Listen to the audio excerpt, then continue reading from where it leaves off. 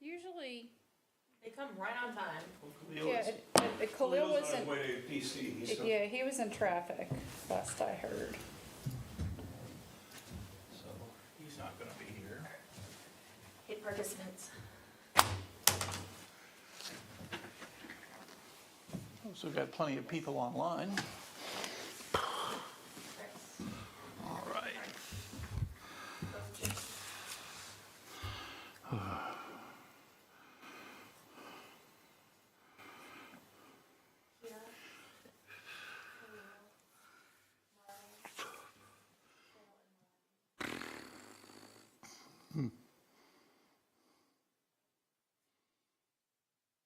Hello, Candace. Hi there, how are you all doing? We're fine today, I think. Good. Yeah. Hey, Phil, how's the baby business? It's good. Yeah, thank you for asking. Yeah, it's good. Tomorrow will be 5 weeks. Wow. Yeah. You must be planning for college already. I got a bunch invested in crypto. No, I'm kidding.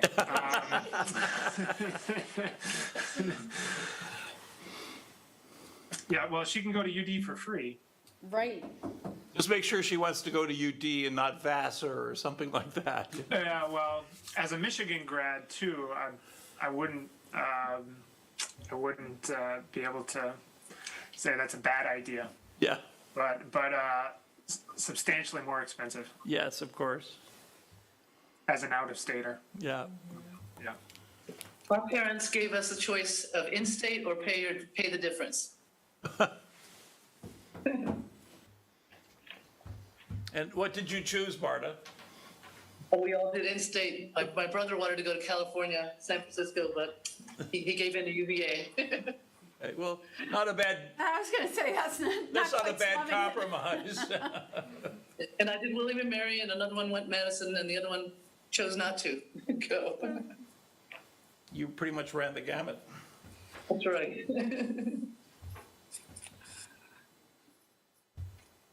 When I was graduating high school, I looked at the tuition rates for different state universities, and I saw that Arizona's was like $2,000 a year. So I had serious plans to actually move to Arizona for when I was 18 and live there for a year, establish residency, and then get in-state tuition. Nice. But then I got into Michigan, and as an in-stater, it made sense. Is Khalil moved to the panel? Yeah, Okay. he just doesn't have He his doesn't camera have, on. right, he's driving, I think. That's Khalil, yeah. Yeah. There's a bunch that are. Let's check the participants again. Can we? How's the weather up there? Not bad. Are, you It's mean, one. Where are you? I'm in, at the moment, Bradenton, Florida. We're in St. Pete for 4 nights, and then we're going to Titusville for 2 other nights. So I'm in the library at Bradenton Public Library. Good for you. Soundproof room. Great. We had really beautiful weekend, weather-wise. And you know, weather this week has been cooler, but beautiful.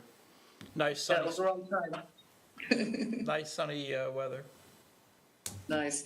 Should have gone 2 weeks ago, I guess, but we're still enjoying it. That's okay. Yeah, I know, one name tricks out. Alabama? Oh, look, let's see the baby. Jen, we have a quorum, My nephew had a baby. correct? Oh, okay. Yes. Right now, we have 7. And we know, Jim and Joe are not joining us. correct. And then Drew's no longer on the committee. Right. So I think that's everybody, That's right? everybody then, Tom yeah. Panetta. Tom, thank you. I was like, I know we're Tom missing Panetta. Got something on the phone, but sound of the number. You know Tom's number? I can give it to you. What's What's I the, don't know who the 4-4. oh, it's a 443 number. So there's somebody on a Maryland phone number? That wouldn't be Tom.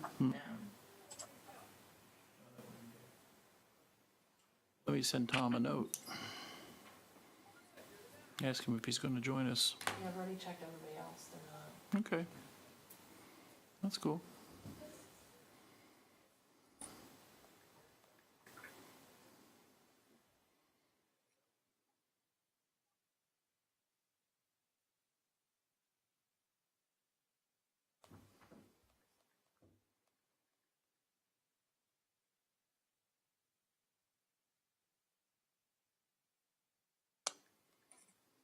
I just sent Tom a note. Hopefully he'll respond. But in the interest of everybody's time, maybe we should go ahead and get started since we do have a quorum. Thank you all. Great, okay.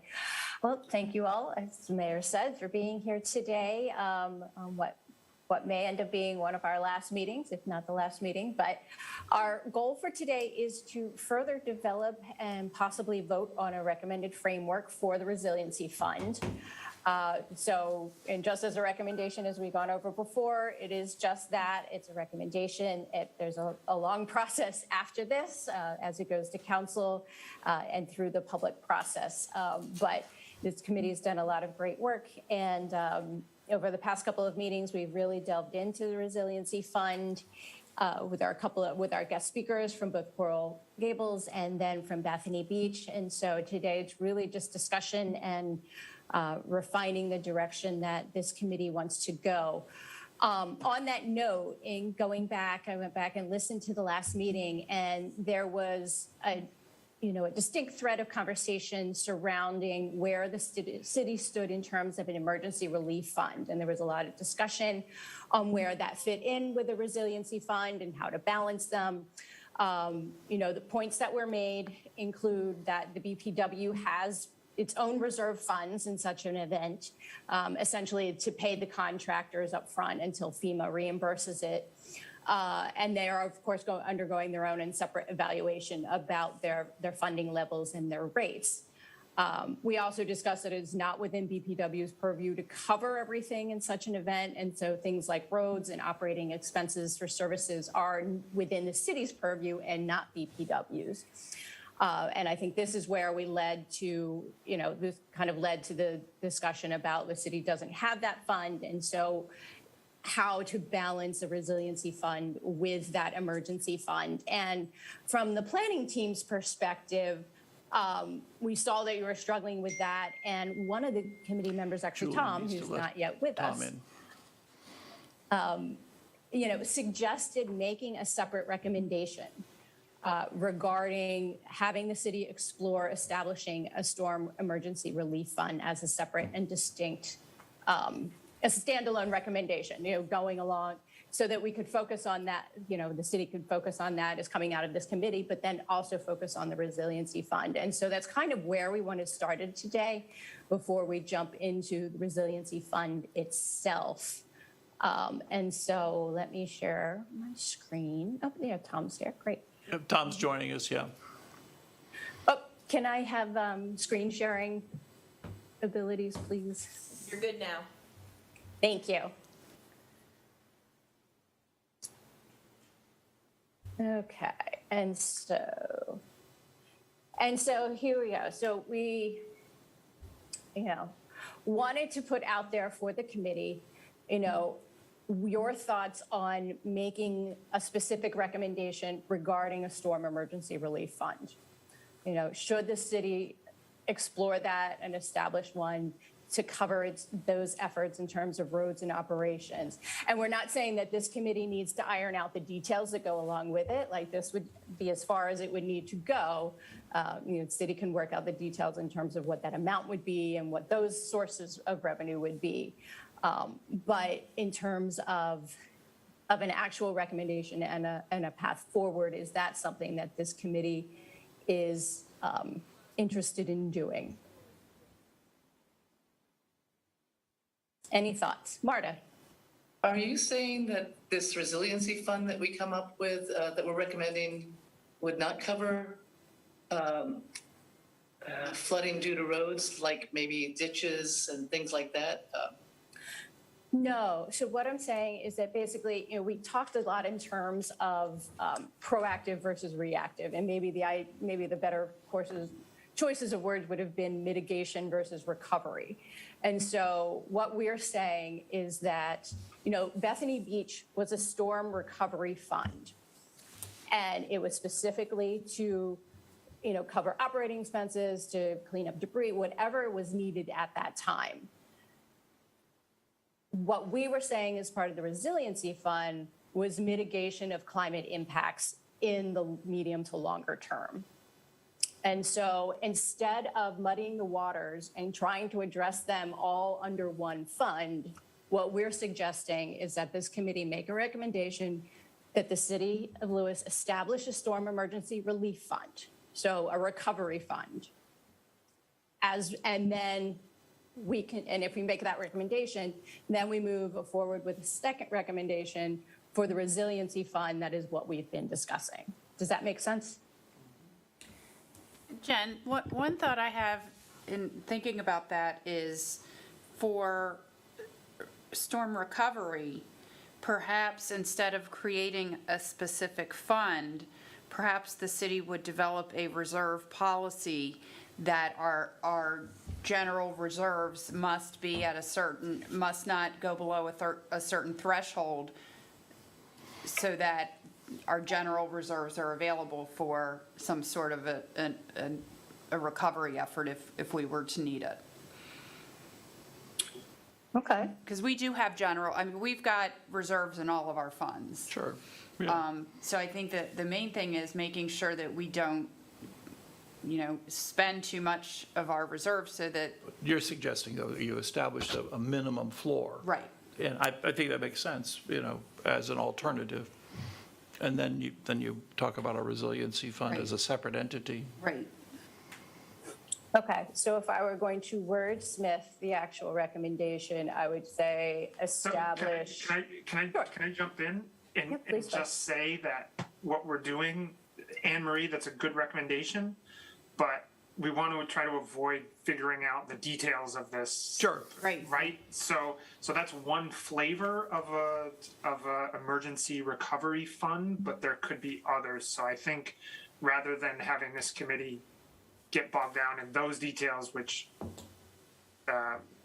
just that option is on the table if the city will explore a recovery fund. Okay. So how about that? If I take out the separate, it doesn't necessarily have to be separate, but some policy, establish refund policy, how's that? And then it can be however you want to go from there. Okay, I see some hands. Kina, I'm going to start with you. Well, I would be in favor of that because if you might recall, my position was not just as a fund for, I'm sorry, I'm grasping for words here,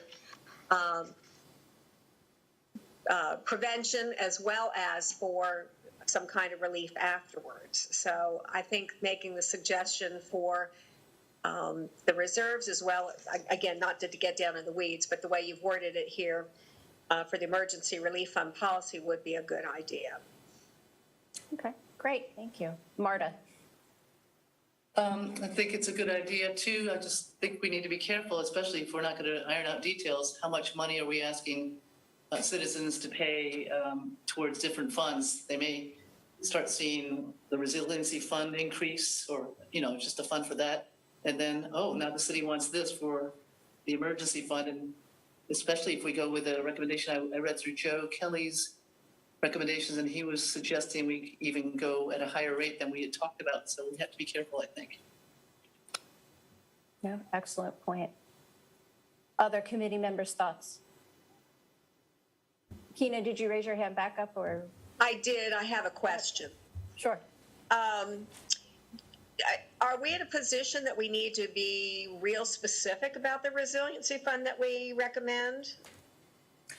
So no, I mean, basically we want a framework. And so that framework would consist of, this is the purpose. And actually my next slide gets a little more into the things that, items we've already discussed in terms of what that purpose is. And then a recommendation in terms of what potential sources this committee sees being. We do not have to get into the weeds in terms of pulling out our pencils and calculators and doing the math. We just need to kind of have the outline. All right, thank you so Does that much. help? Sure. Yes. Great. Frank? Yeah, I would just kind of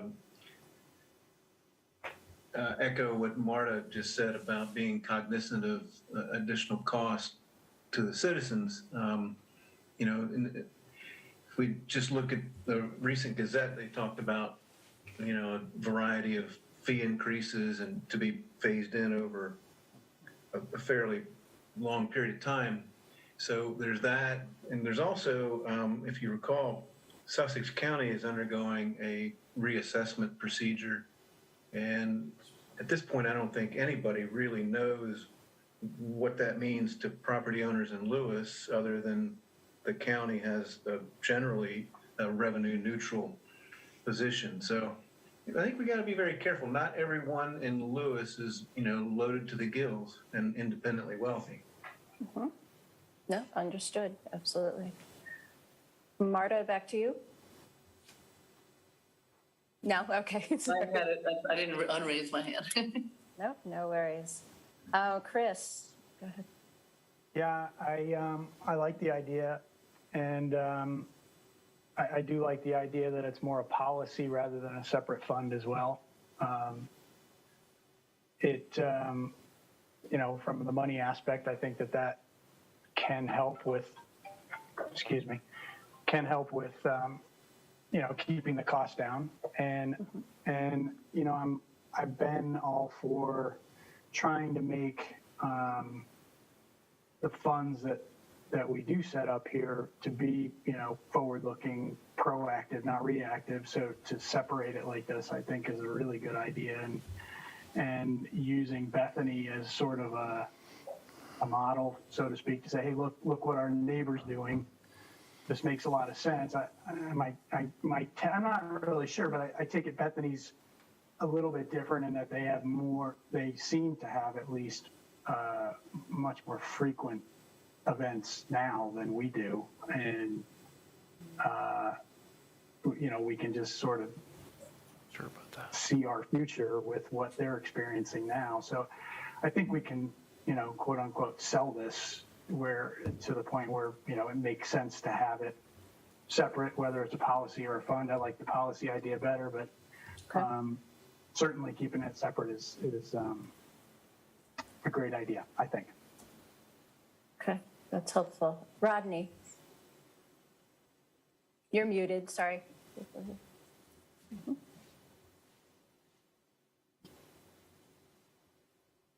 I'm sorry, I apologize. I think keeping them separate is a very smart thing to do. I think that the public might be confused about what's the differences between an emergency relief versus a storm recovery versus, you know, what is in the general reserve already. Mm-hmm. So what you call it and how you make it clear. For example, you know, our beach is washed away, and to put that back, I don't know the answer to what the participation level is with the city in doing that versus the Corps or the state or whoever else gets involved in it. And that's a question that I hear quite a bit, and who's paying for it. So is it already, something like that already being paid for partially, at least, by the city's general reserve, or is it completely out of that? City's reserves are not used for that at this point, Rodney. Right. So, you know, basically we rely upon DENREC or the Army Corps. Right. So if we get into saying we are going to have storm recovery, or the general reserve then does begin to address some of those, that's where I think people are going to want to know exactly what the difference is, Sure. where their money's going. Yeah. Right. that's what's going to be required. But I do also think that a resiliency or a forward-thinking mitigation fund, we don't know what it is specifically for yet, but if we can prepare in some way, I think that's a pretty good idea too. Okay. Okay. That's great. Okay. And we haven't lost the forward-thinking part of that. We just haven't gotten there just yet. Correct. So thank you, actually. So Keena and then Chris. I think Riley makes a very good point on what to call it. So that way, if there are these two separate funds, to really clarify by the title of them, so it's really clear as to what they are. That was a really good point, Rodney. I thought Joe made a good point too, that since residents, non-residents, or visitors, tourism, will all be affected by any kinds of problems that we have here as a result of sea level rise or storms. When Joe mentioned about considering all of them, I thought that was a real good point. Absolutely. Okay. Who haven't we heard from? Tom or Camden? Oh, I'm sorry, Chris, you were next. Go ahead. That's okay. I don't, this may be a question for Ted, I'm not sure, but we heard from Cliff at Bethany Beach. He made the comment about being careful to keep beach replenishment kind of completely separate so that they didn't jeopardize funds that they might otherwise get from, say, DNREG. That is very true. So, I mean, if that is very true, then, maybe we should consider that beach replenishment not be named as something that the money could be used for. That, there are some communities that do contribute to beach replenishment, but the majority of them do not. Right, so by volunteering this money as maybe beach replenishment as being one of the things that could be spent on, we could be hurting ourselves, so we probably should not include it. There actually have been some workshops where that had been that have been conducted by DNREC, where that has been suggested, where the future model would look like, an expectation that the municipalities would contribute. So far, that has not taken traction. Okay. I'm going to just clarify that. So we've got the policy, the idea that it's a policy and not necessarily a separate fund, not including beach replenishment. So any other thoughts on the storm recovery policy? Maybe that's a way to call it at this point. But before we move ahead into the specific resilience fund. Is everybody okay with the language that's showing on the screen now in terms of it being a policy and that it falls under the city's purview, does not include beach replenishment?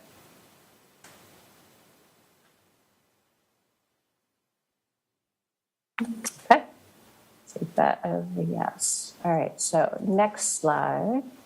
And I know I'm not in presentation mode, sorry about that. Okay, so this is where we were. Hold on a second. So given our previous discussion in the previous slide, one of the things that we had talked about was kind of a cap.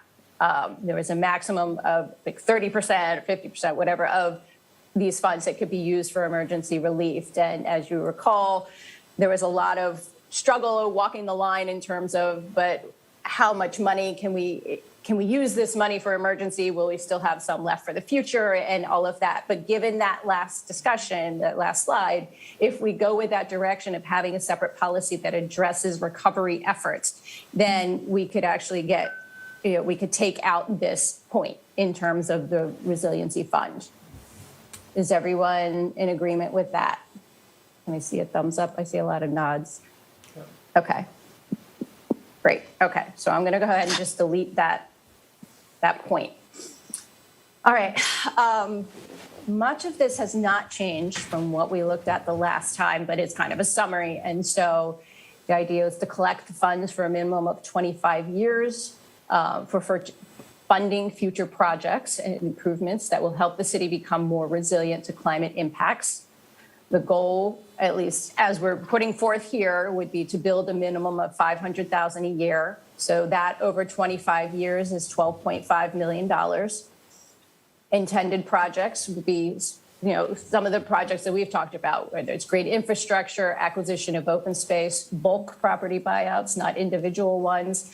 And one that the planning team added to this list was vulnerability assessments, something that could be used when you're ready to spend the money. The idea that you could do a vulnerability assessment to get the latest data and the latest existing conditions and future projected conditions, and to make the decision on where to spend those projects. It could also be used to pay for matching funds for future grants or programs that might be developed by the state or the federal government down the line. Clarified that would not be used for beach replenishment or for individual property buyouts, and that accessing the funds would require approval from a supermajority of town council. Any reactions to this discussion? I see Marta's hand first, and then Kina. Yes, I was wondering, on the bulk property buyouts, I don't remember exactly what that means, because I'm happy that it doesn't say individual property buyouts, because it seems that would favor some and not others who are contributing. But what is bulk property buyouts? Bill, could I throw that to you? Yes, you can. So individual property buyouts would be sort of what you don't want to do is you don't want to buy out this property here, this property over here, sort of spot property buyouts.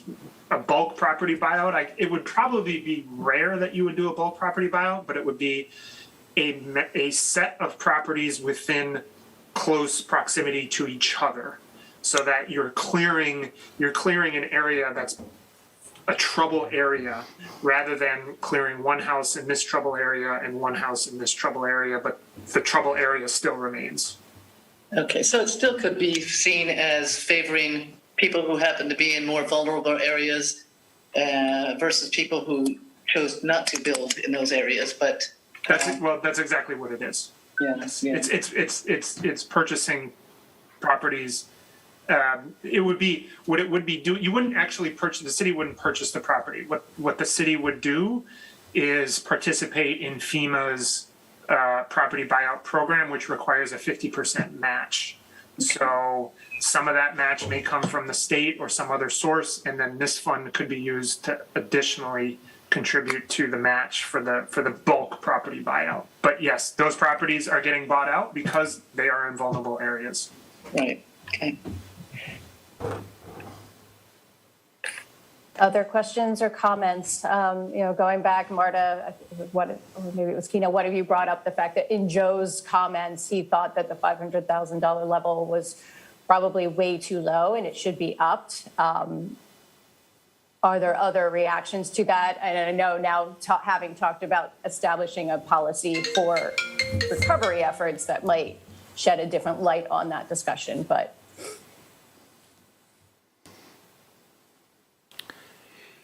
Or general comments on this. I mean, it doesn't have to be just the $500,000. Jen, you might want to consider specifying that the $500,000 would be accrued, but would not, any accrued interest would be over and above the $500,000 per year threshold.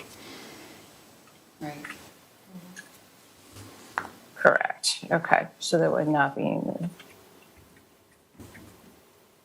Mm-hmm. Any accrued interest. Okay. Great. Let's see. I'm going to go to Rodney, and then Kina, and then Tom.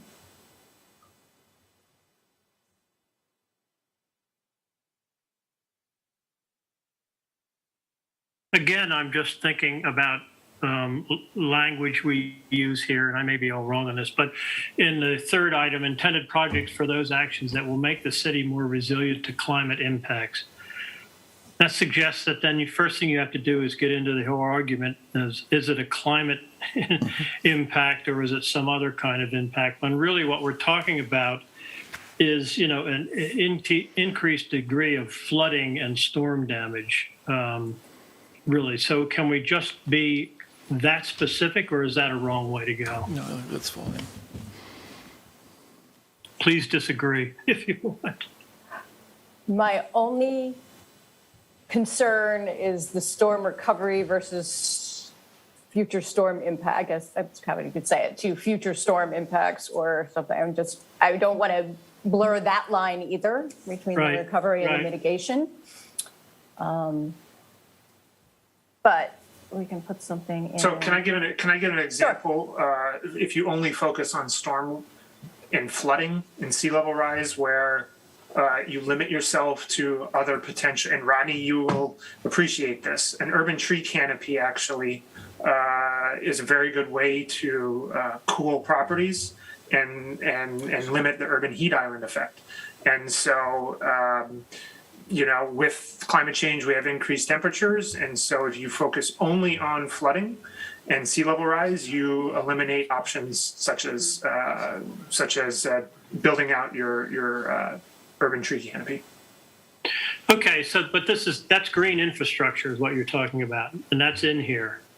Right, but you don't have to have, I guess this is a long-term, maybe I'm getting this wrong. Is this a long-term, basically, effort to have a big fund that contributes to something that we don't quite know what the answer is yet? Is that, we don't know what we're going to have to be paying for. I mean, it may be simply contributing money for grants, but it's also, I think in the case of Coral Gables, they didn't know what they were going to be, what kind of improvements or enhancements they were going to have to make. That's right. They were just putting the money aside to save for it, and I'm just trying to understand, is that what this resiliency fund is for? So the money's not going to be spent anytime soon. Is that correct? Correct. Well, yes. I mean, essentially, we're saying future projects, not necessarily defining future at this point in time, but that those projects down the line, again, not necessarily saying that it has to go to the grants. It could be any of that variety of projects that are decided to be necessary down the line. Now, I mean, Jim's comments kind of went in the direction of 5 years down the road, starting to spend it little by little, but I don't think that's where we've been talking about in general. It's been a much longer term vision. That's what I'm trying to make clear, because I'm trying to say, if I had to explain this to my neighbors, what are they likely to say? Well, geez, we're going to create this big fund, and then it's this big dark hole that we just kind of start spending money, for any kind of green infrastructure project that somebody thinks is important. I mean, I just want to make sure that it's different from, this is a mitigation fund, correct? Correct. And it's long-term. Correct. And Correct. it's long-term. Okay, all right, I get it. Thank you. Sure. And so I had Keena, and then Tom, and then Frank. Thank you. I have a couple questions. I don't recall, was Coral Gables for post-event storm damage? No. They had a separate emergency fund, Okay, so it was, completely separate. okay.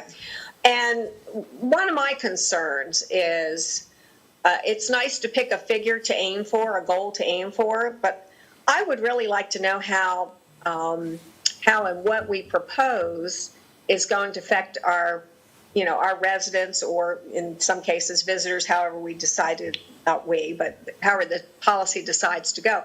What does that mean to them per year?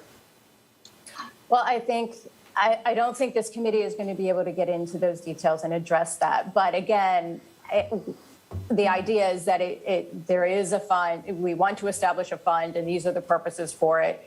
And when it goes to council, the city will have to work through those specific details, and as part of the public process, that will all come out. And of course, you all will have an opportunity to be involved in that process as well as part of the public. But I understand where you're coming from. I mean, obviously, it's these equity issues and ability and all of that, but I don't think that we can really iron those out in the next couple of meetings. Do you know the number of residents that we have or the number of households we have in the city of Lewis? I believe it was approximately 3,500 households. Right. And correct me if I'm wrong. That's the number we used. 3,500 properties. So some of them are households, some of them are commercial properties. Sure. Thank you. Sure. Let's see, Tom and then Frank. I guess I have a question following on to what Tina just brought up, is it's hard to decide whether, I mean, I know we're not going into details, but, you know, we're putting in $500,000 a year. I have no idea of what impact that has, if that number is, you know, per person low or high, and whether it should be increased or decreased based upon what people can afford to pay and what the risks are in the long term. So while I agree with the concept, putting in a number like 500,000 seems like it's throwing a dart at the wall. If I remember correctly, and you know, someone from the city can correct me if I'm wrong, I think we took 3,500 and basically multiplied by 12 months, like $12 a month by 12 months. That's how we got there. Approximately that, Exactly. Right? Yes. It's $143 a year, Right. approximately. And that's if it's on a flat rate per household. Right, with no increases, per property Tom. Versus by property tax versus by whatever other reason, you know, and that's my point, is that without having the details of how this is going to be, someone brought up equity issues relative to some people can afford to pay it more than others. And a per household may not be the most equitable way. Okay. That's a fair point. Except that's what Coral Gables does. Is that what I say? So let's see. Let me look at, so the next slide was talking of getting into those revenue sources, and I'm not, I know Frank, I still need to get to you. We had options in terms of a flat fee per property versus an impervious surface versus all the, you know, a variety of options, which we can walk through, and maybe I'll take a second to do that, and then I do promise Frank will get back to you. But you know, what Coral Gables did was a flat fee per residential property, and then the non-residential properties were based on an impervious surface. We talked a little bit about if there is the real estate transfer tax, but you're basically reallocating a portion of those funds that are already, you know, allocated to something else within the city's budget. You have building permit fees as an option. You have developer impact fees as an option. Neither of those, from the planning team's perspective, there's not enough development in the city for either of those to really, you know, form the basis of a $500,000, you know, baseline fund. So really you're looking at property tax increase, the accommodations tax is there, and resiliency fee, you know, with perhaps some sprinkling of the other ones, if these are options that you all are, you know, want to look at. And I think that's one of our goals, is not to necessarily, you know, say this much coming from this fee, this much coming from this fee. Again, not getting into the math, because it's going to have to go through council and go through the public process. But these are the broader categories that we think the revenue should come from. And with that, Frank, we'll go back to you. Just a quick question. When we use the word city on these slides, are we including the Board of Public Works in that language because they have a need for funds too? Or are we just saying the city of Lewis and BPW is on their own? No, again, because we are making a recommendation to the city and city council and not necessarily to BPW, we are focusing on city-raised funds. And obviously we know that BPW, again, they cover, in terms of resilience, they cover, you know, some infrastructure, but our focus is to cover other areas that. Yeah, and just to, you know, from BPW's perspective, I think, as I mentioned at prior meetings, we have a resiliency fund. We continuously reevaluate it. We're going over our rate structure right now. And so the infrastructure that BPW is responsible for inside and outside the city, from a stormwater, sewer, electric perspective, is BPW's responsibility and is covered by our reserves. Insurance. Right, so when we see on this slide, Frank, it's a city collected, it would be the BPW has its stormwater fee, this would be a separate fee, And just whether it's one flat other- or whether it's based on impervious. Sorry, go ahead. One of the comments slightly off, separate from that is when you talk about, reallocating a portion of existing funds, that to me seems like it's taking money from one pocket, putting it in the other, because you're then going to have to take and fund whatever project you defund it, and that's going to have to come from some other source. So I'm not necessarily in favor of, shifting money in the budget unless it's excess money, and I don't think it is excess money. The city would probably agree with you on that. And so do other members of the committee agree that reallocation from existing funds is probably not the best approach? I see some nods. So can I take this off?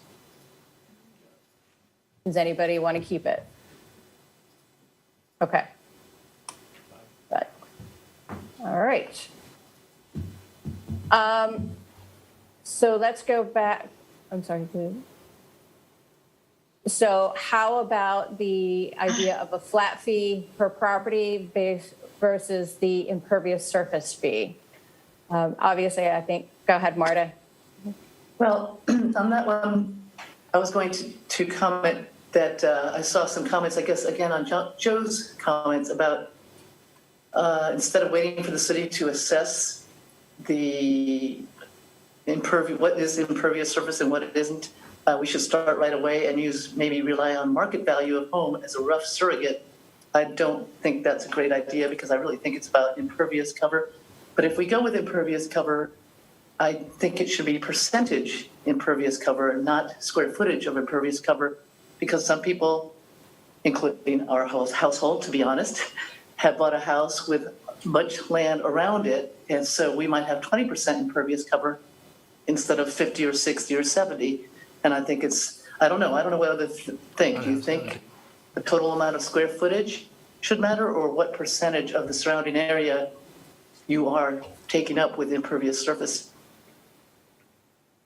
And the other thing was the rain garden, storm sewer, drainage, ditch improvements, that kind of thing. I see that as green infrastructure that we could do sooner than in the future, but we're going to be setting aside funds for much into the future. So how do we try to make certain areas more resilient with things we already know how to do? Maybe this kind of stuff does not fit in there. What do other committee members think about that? And there were a couple of items there. Let's break it down first. So there was the percent impervious versus the square footage. I'm not sure the city actually tracks either of those at this point. I don't know, except on like incoming applications. And then the second part of that was basically time horizon for being able to spend the money. I know we need to build it up, of course, but. Right. I think both Joe and Jim had said untouched for a certain period of time, whether that's 5 years or 10 years. Right. Thoughts on that? Candace? I think the option 2, where the fees based on impervious surface, is a really difficult nut to crack, where the city would then need to survey all 3,500 properties and define what that is, and then that might change over time. So option 1 to me seems to be an easier process to put in place to collect sufficient funds. Option 2, while I understand the implications of it and I understand why it's there, it's a much harder thing, I think, to execute. That's fair. Rodney, did you want to Yeah, I add agree. something? Pardon me? Go ahead. I have to agree with Candace in that it's a much harder thing to execute.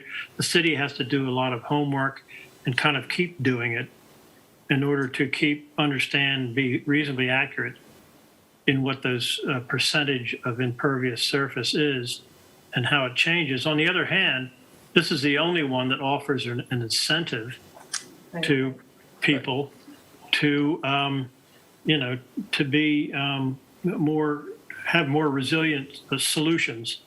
For example, if a developer comes in and does a big parking lot, there's an incentive here to put in a permeable paving in the parking lot, whereas otherwise there isn't. Right. Right, and so there's that leverage, obviously. I mean, in terms of the impervious surface, there are any number of stormwater fees that are based on impervious surface, or there's other models in, the city of Wilmington, the city of Newark, and other places that I'm sure the city could, rely on or help to figure out that. But the point of administrative feasibility is certainly something that we need to take into account here. I mean, Janelle or Anne-Marie, do you want to comment on that aspect? Not to put you on the spot. I think that getting that baseline data would be difficult.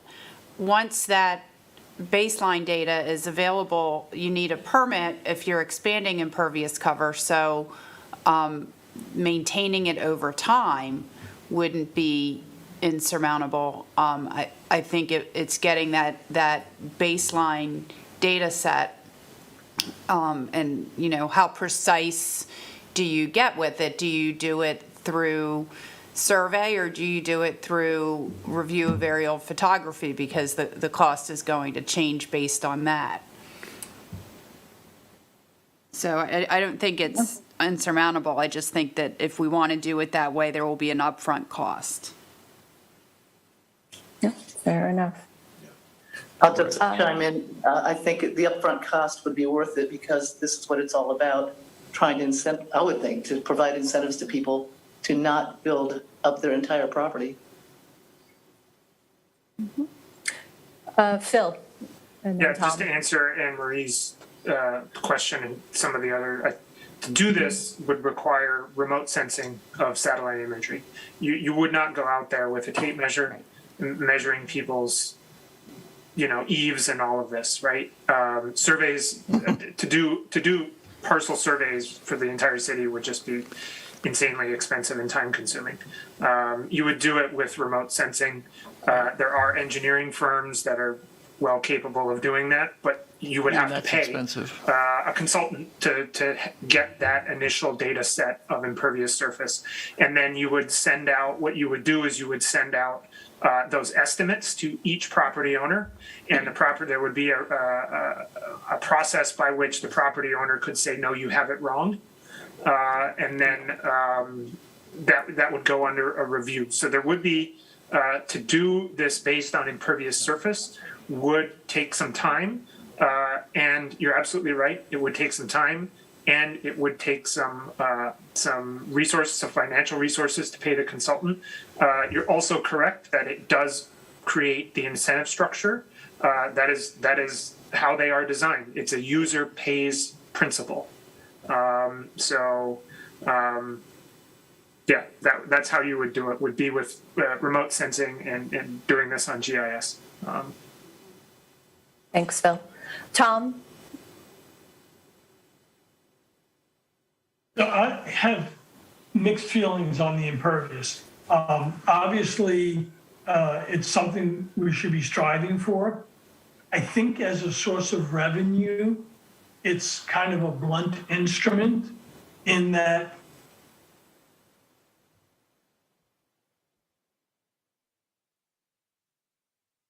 We lost you, Tom. No.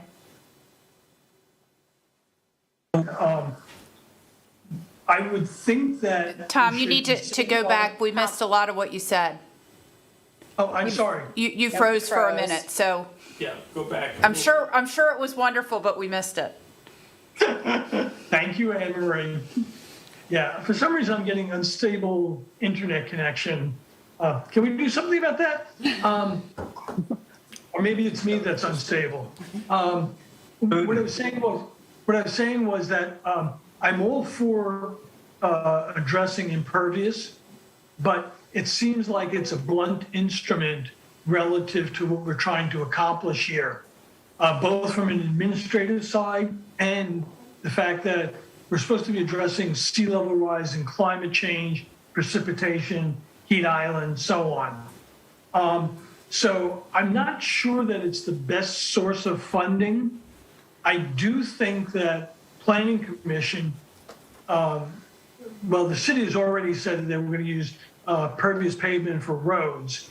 And Planning Commission is looking at, are the pervious impervious ratios for in 197 and 170 appropriate, and incentivizing the lot development so that it does things like rain gardens, pervious pavement for driveways, et cetera. So I don't think, I'm all for increasing pervious, but I don't think it's a good source of revenue. My other comment was about, Jan, you had mentioned about a 5 to 10 year hold on the funds. I think that came because of what Coral Gables had said, but we are not Coral Gables. They have a very, very different geological issue, which is porous ground. They sit on limestone. There are real immediate things that can be done in the short term to address or make the city more resilient. So I'm not really in favor of a 5 to 10 year hold and just having money sitting there versus starting with some of the greenscaping, other items that we can accomplish now and we know will create immediate and long-term impacts. So those are my comments. Thank you. And so basically you have that trade-off of letting it accrue for a few years and get that interest and build up the fund and kind of determine overall what you want to spend it on versus those immediate impacts. Understood. Kina, I see your hand and then Rodney's. First, I apologize for disappearing. I was very surprised by that. My computer crashed and I thought I had it plugged in to a source here, and come to find out it was plugged in, but the plug wasn't right, so I apologize. As far as what we're discussing now, I have a couple thoughts. When it comes to option 2, I think it's great that we encourage using impervious surfaces, but I don't like the idea that it comes across that we would be punishing people for having not having impervious surfaces. So let's see if we could switch that around and somehow use it as, again, we'd have to figure out the details, or the powers that be figure out the details, but use it as an incentive. For example, if they have X amount of impervious surface on their property, to give them a discount for what is going to have to be paid. I do not recommend just using that as a collective fee based on impervious surface. The other thing I would like to mention while we're looking at these sources, I think we ought to also put on there checking into any kind of federal grants or federal funding that might be available to us to maybe at least get this fund started. Because I do agree that waiting 10 years before it can be utilized, when we can be even in a small way to start contributing towards what am I thinking of? The use of this resiliency fund so people can start to prepare, whether some of that incentive is, planting certain landscapes or maybe adding the impervious surfaces, again, kind of as a reward, as opposed to a punishment. I am not aware, not sure what just happened. I am not aware of any federal grants that would be used as seed money for this type of fund. I don't know, Phil, you're shaking your head. I don't know. That you would not get any money from the federal government to seed this fund.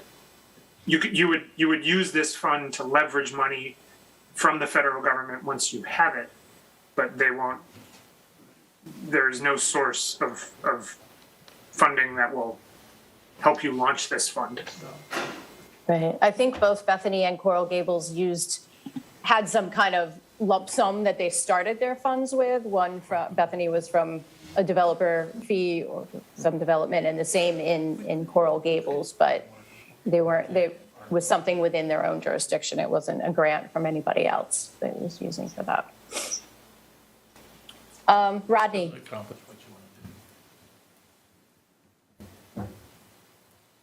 Thank you. I just wanted to agree with Tom. I think you make some excellent points about it being a blunt and rather unmanageable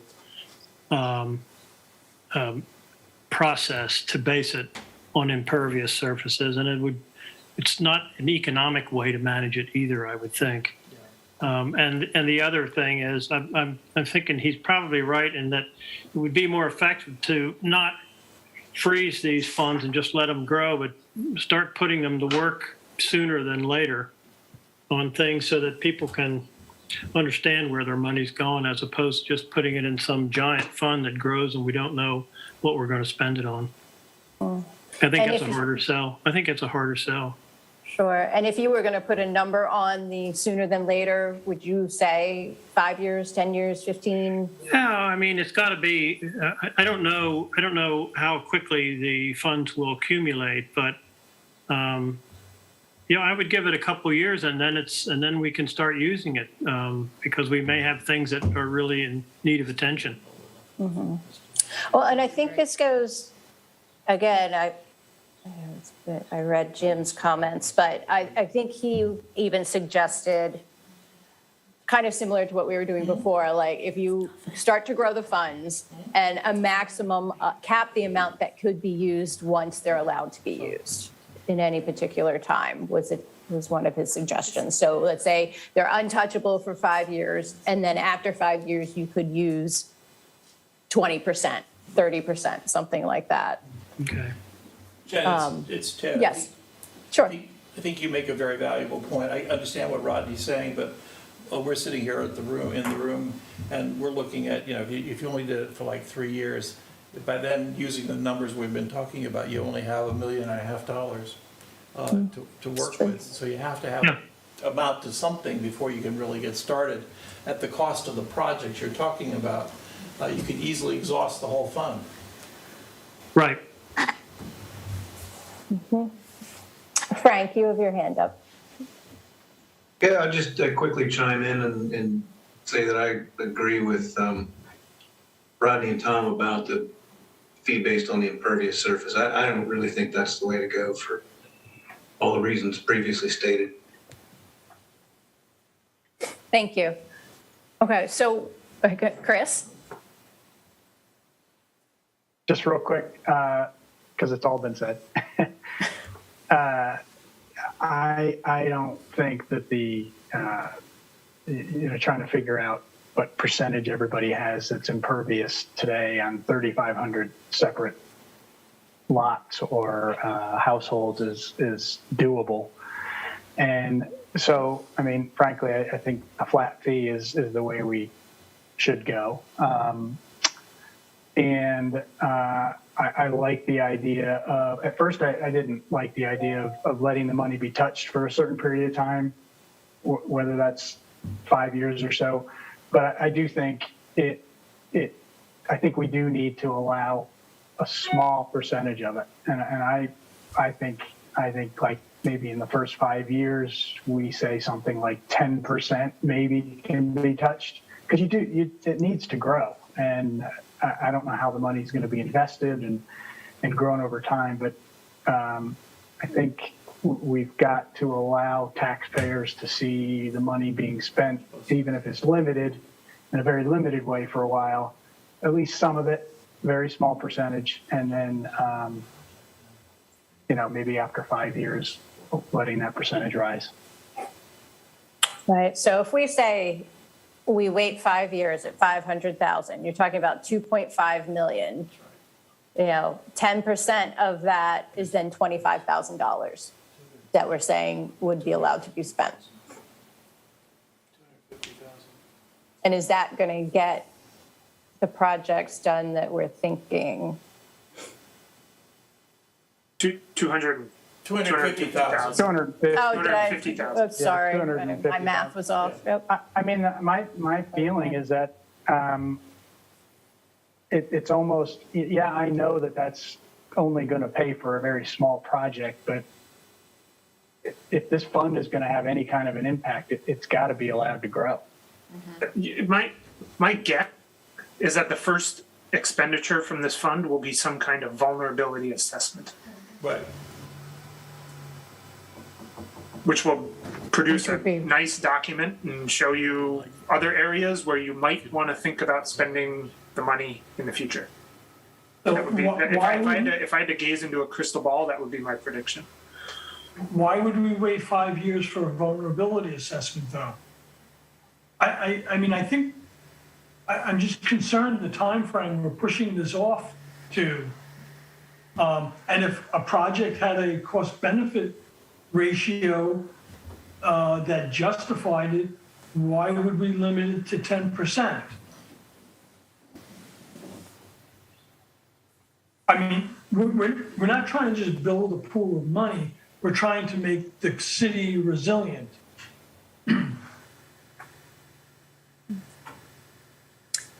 Well, you know, going back to, this is not a disaster recovery fund. This is a resiliency fund. No, those are all good comments. I see some other hands up. You know, Keena, yours was up still, I don't know, and then, I think Chris makes a good point as well as Frank. I would agree that a percentage, you cap the percentage that can be used, you know, for projects. And like you've said before, sometimes it could be matching funds. So the work that's getting done, you know, maybe the city's matching it with this fund compared to the individuals or businesses that want to, you know, do something. There are programs that can be recommended that could help facilitate good use of the percentage that's going to be out there. And then after a period of time when the fund really can grow, you know, then let the distribution grow with it. But I do agree with what they said. all right, so what I'm hearing from the majority of the members who are here with us today is that the impervious surface option is not, I think I had Rodney, Chris, Candace, Frank, Tina, and Tom. So, Marta, did you?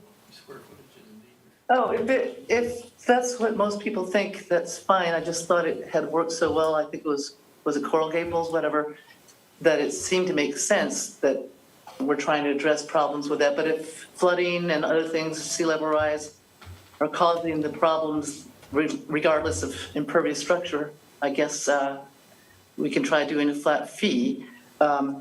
There's one thing I keep coming back to in my head after asking the question earlier. I don't like the buyouts, even the bulk buyouts being part of this, but. Okay, that's something.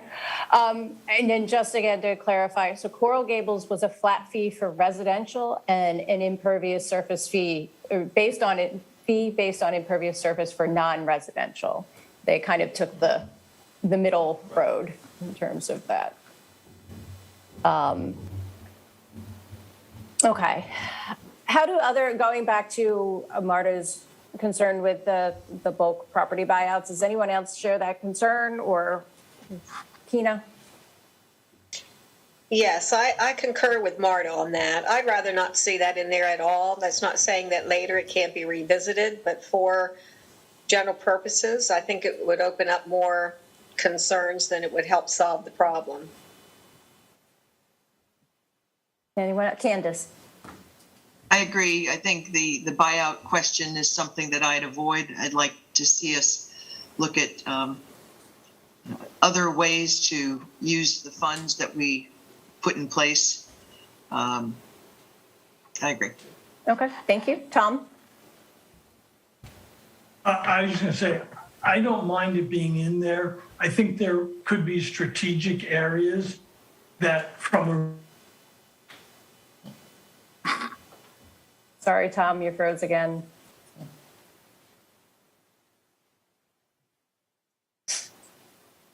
Area that is susceptible to routine flooding in the future, having the money available for matching grants to match a program to do that. It already takes a supermajority of city council to expend these funds. So getting 4 commissioners to agree, city council people, seems like it's enough checks and balance that it wouldn't be done willy-nilly. I understand the concerns, but I think taking it off the table as an option when it's used so many other places as a potential for.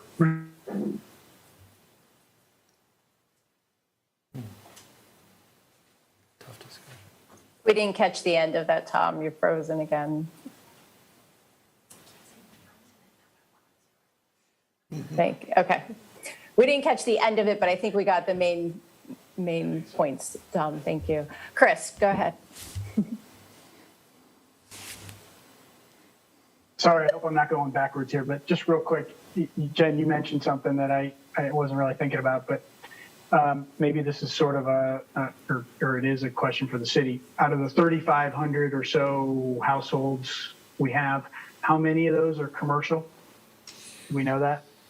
It's probably less than 500, probably more in the 400 range. Okay, so it's still quite a few. Yeah, I'm the just bulk thinking- of it's residential. Well, I'm just thinking for the impervious surface option, that makes it much more manageable, like Coral Gables did, to split it up between the residential and the commercial. Like, is 400 or so properties where we use them as the model for the impervious part? Is that super expensive or too difficult to do? Are you saying that you do it for the commercial properties then?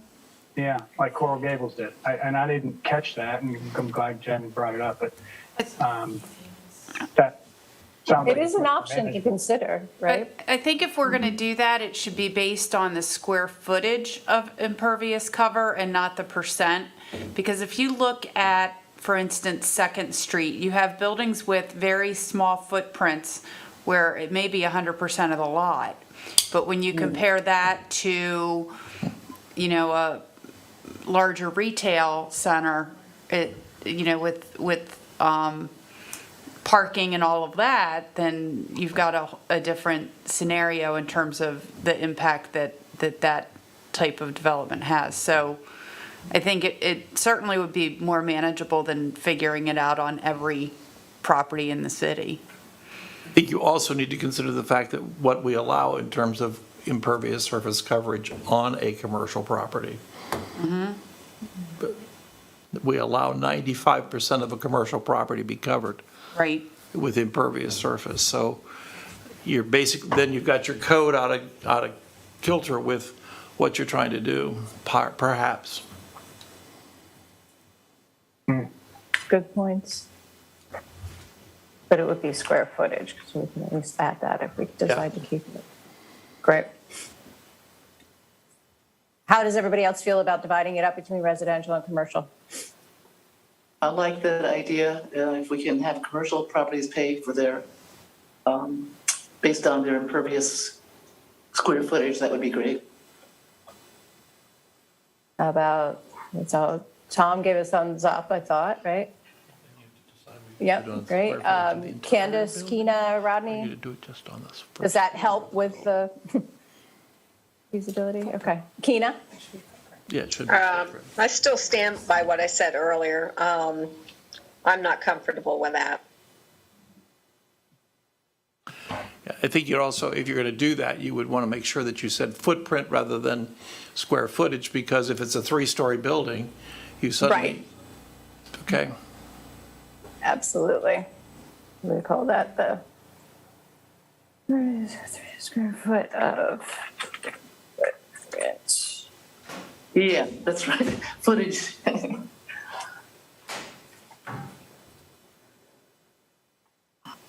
All right, we're working through the details. Okay. How about the other fees? So this would be, let me see, this would be for residential. Sure, catching everything. Okay.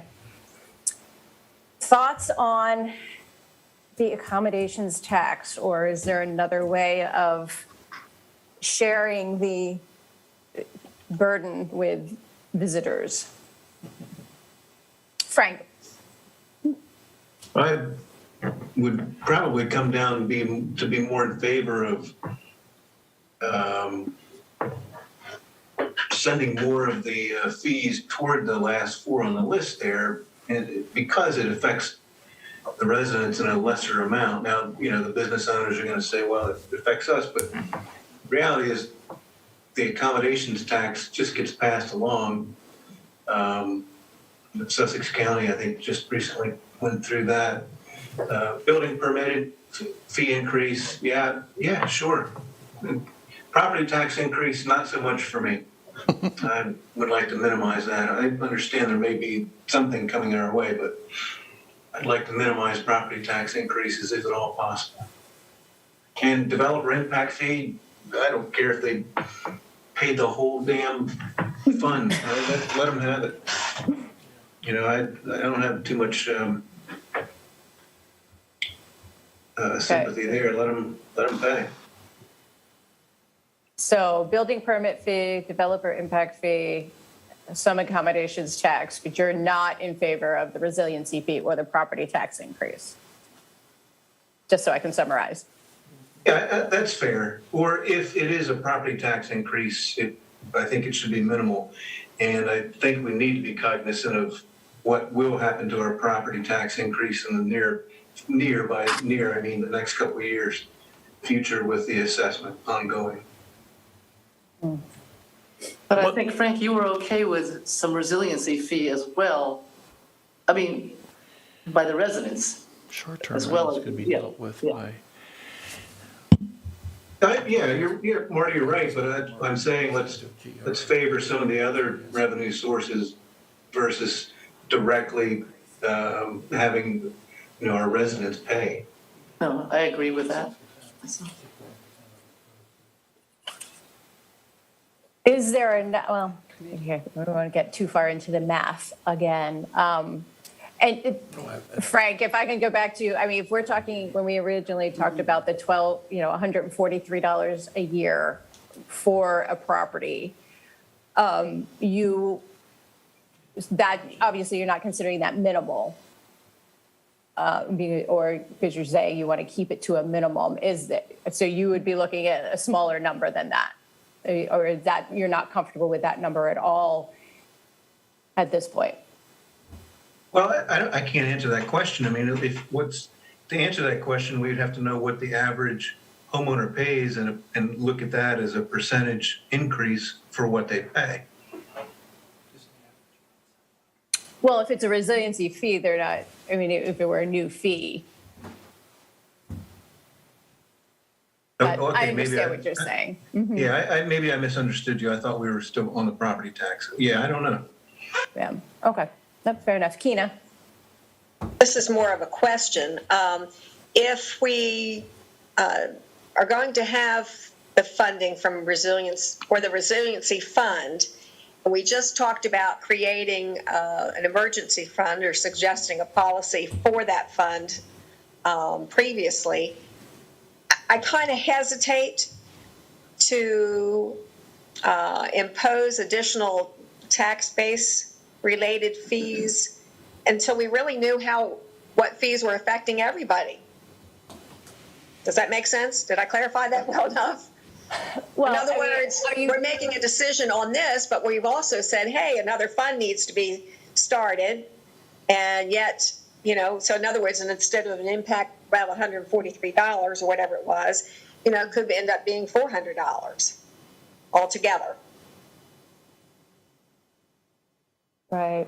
Well, I don't necessarily, I mean, I don't want to give up on the resiliency fund because we're afraid that the storm recovery fund is going to take up No, that's not, $300, right? no, that's not what I'm saying though. I'm saying if we're going to get into the resiliency fee where we're collecting it either as a flat fee per the property or on the square footage, I think that we need to look at how that impact is, or in the property tax increase, intertwines with the other proposed fees. In other words, how's the overall resident going to be affected?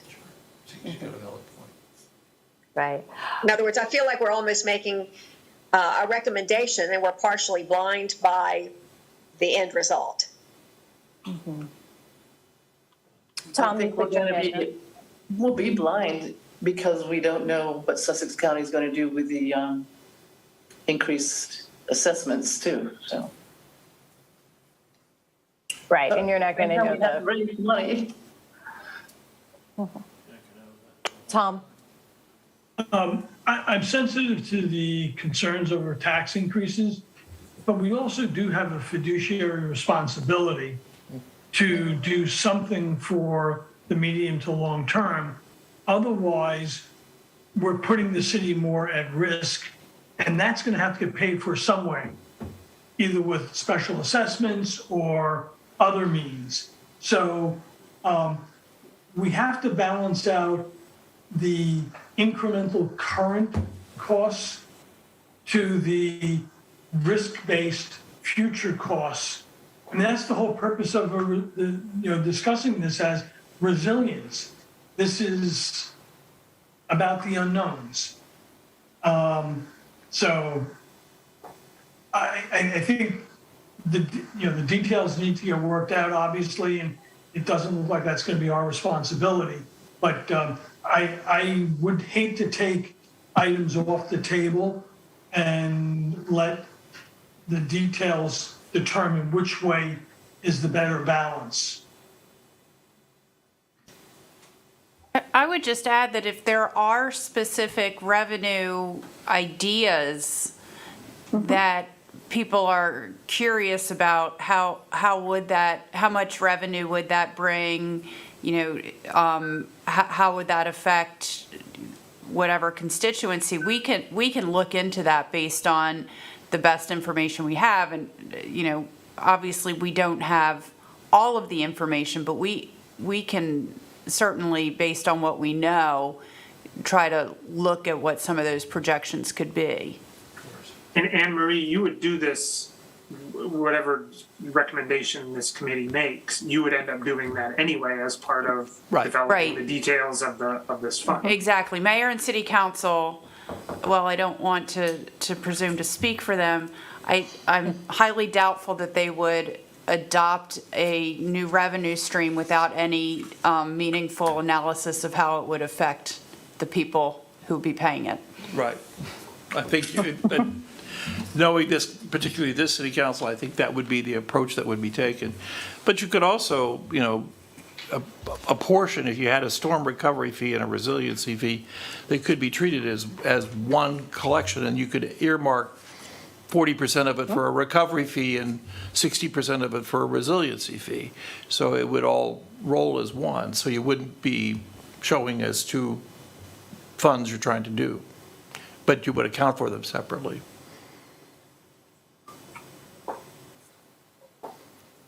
Any reactions to that? I mean, that is kind of what Coral Gables did, right? Exactly, yeah. Right? In a sense. And they did their increases, and the increase in the storm water fee went towards the resiliency fund. It was the increases that went while they maintained the base fund for their typical stormwater operations and management, et cetera. It's 5:20. We have about 10 minutes. I think we can dive too much farther, but are there specific, as Anne-Marie just offered, are there specific areas, that would be helpful for you to make a decision in a future direction? Obviously, again, we're not going to do all of the math or have it all figured out, and we just want a framework, but is there something that we can provide to any of you that would help move this this recommendation along, because I think the purpose of it seems to be something that we're all in favor of, and you're all, moving in that direction.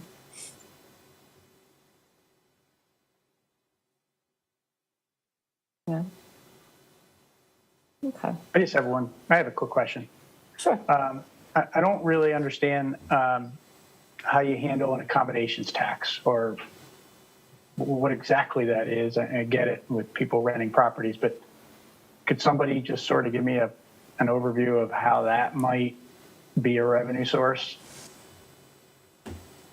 You'd have to earmark a portion of a gross rental receipts tax to go towards the fund. Right, so we've got a gross receipts rental tax that is imposed on all residential rental properties. Short or long-term. Right. And we actually have a committee looking at the short-term rental and potentially separating out the short-term rental versus the long-term rental. We haven't gotten that far along yet. So if there were to be an increase to that, we could request that a portion of that increase be earmarked for the resiliency fund. For an accommodations tax, that would be on hotels, motels, those types of places. We currently do not have a tax on those, but unlike other coastal towns, we don't have a lot of them either. So, but we do have the ability in our charter to do that. So if we were to impose something there, it could be that a portion be earmarked to go to this fund. Because we don't have an accommodations tax, we don't have a sense of how much that would raise, but we could certainly, I think there are sources we could look at to determine what it would raise. Thank you. Now, I'll just say the fact that you are capable of doing that already in your charter is to your advantage. Not all municipalities, some municipalities, in order to levy an accommodations tax on hotels and motels, would have to get a charter change. Right, we got that about 2 years ago. There is a discrepancy already between the lodging tax that the state charges and what gross rental receipts tax are for rental, for long or short-term rental. So the accommodations tax at the state level, which is applied to all hotels, motels, et cetera, is 8%. And the gross rental receipts tax here is 5% currently. So there already is that divergence of the two different rates.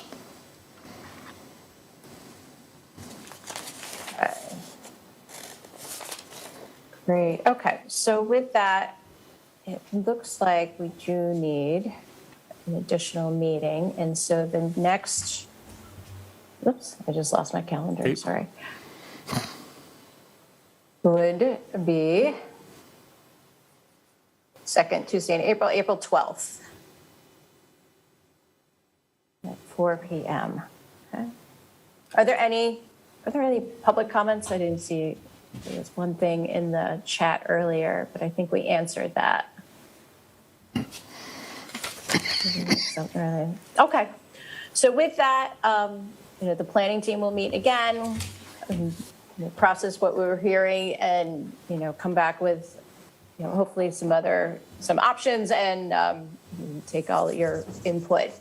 But thank you very much for the discussion today. It was lively and it was helpful. So. As always, if there's any questions or anything, please don't hesitate to reach out.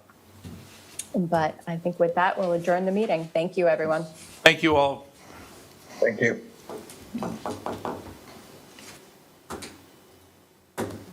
Record. Okay. Thank you, Mr. Julian. Yes, thank you.